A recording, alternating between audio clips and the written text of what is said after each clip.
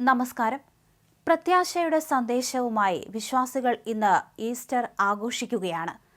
തിരുപ്പിറവി ദിനമായ ഡിസംബർ 25 അഥവാ ക്രിസ്മസ് ദിനം പോലെ തന്നെ വിശ്വാസികൾക്ക് ഏറെ പ്രധാനമാണ് ഈസ്റ്റർ.